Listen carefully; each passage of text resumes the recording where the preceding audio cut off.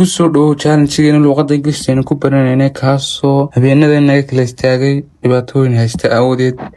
imikana halkiina ay kasii wadan doonaa malaad laba habeen saddex habeen baan soo gelin igana raali noqda saxaabtii la socotay fara badnayd ka challenge-geena sidii buu soconayaa habeen kasta shantii vocabulary-ga hadii shantii phrase soo dhigana sidoo kale waxaan ku sheeganayaa habeenkan halkan soo dhigi kar waayo waxaan soo dhigayaa Telegram channel-keena ku soo biir marka saas la socono hawlna iska badiyana saaxiibayaal dulqaadta xaaj badan baa iska jira dhalinyarana waa iskoogno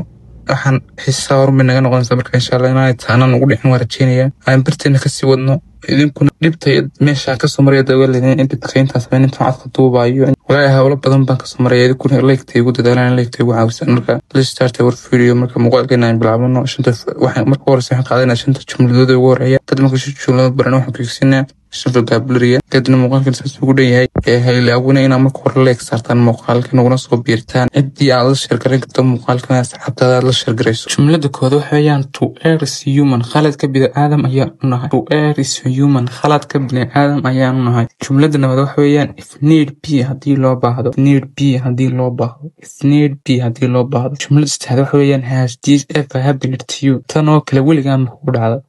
has this ever happened to you tan oo kale weligaa ma kugu dhacday has this ever happened to you tan oo kale weligaa jumlada afraad waxa weeyaan he who is everywhere is nowhere meel walba ka muuqo waa lagu muunad beelaa he who is everywhere is nowhere meel walba ka muuqo waa lagu muunad beelaa he who is everywhere is nowhere meel walba ka muuqo waa lagu muunad beelaa jumlada shanaad ahna tan ugu dambaysa waxa weeyaan are you treating me miyaad ii hanjabaysaa are you treating me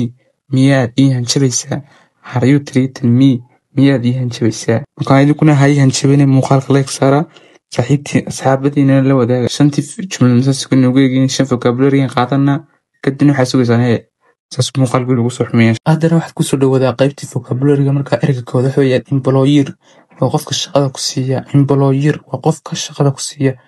employer waa qofka shaqada ku siiya ereyga labaad waxa weeyaan employee shaqaale employee shaqaale employee shaqaale ereyga saddexaad waxa weeyaan salary mushahar salary mushahar salary mushahar ereyga afraad waxa weeyaan benefits faa'iidooyin benefits faa'iidooyin benefits faa'iidooyin ereyga shanaad ahna kan ugu dambeeya waxa weeyaan points abaalmarin points abaalmarin points abaalmarin saasay ugu dhamaadeen shantii vocabulary-ga marka haylaawina Telegram-keena ku soo biirtaan